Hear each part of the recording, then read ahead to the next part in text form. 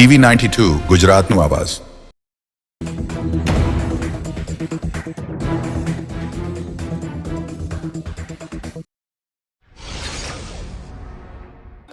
જામકંડોળા તાલુકાના સનાડા ગામે વાડી વિસ્તારમાં રહેતા શ્રમિક પરિવારે ઝેરી દવા પી લેતા 2 સંતાનને એક માતાનું મૃત્યુ।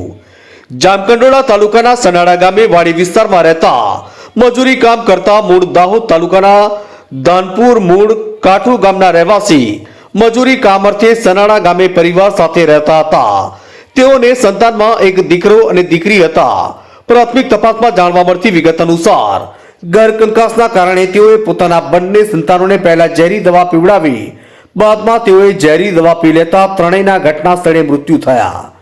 અન્ય પરિવારના સભ્યો કામ પરથી સાંજે ઘરે પરત આવતા દરવાજો ન ખુલતા આજુબાજુમાં રહેતા અન્ય મજૂરને બોલાવી દરવાજો તોડીને જોયું તો ત્રણેય એક સાથે મૃત્યુ પામ્યા।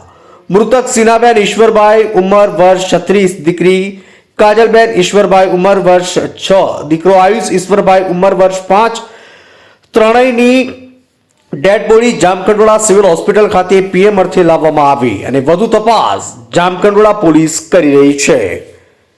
જામકંડોળાથી અમારા પ્રતિનિધિનો રિપોર્ટ। TV92 ગુજરાતનું આવાજ।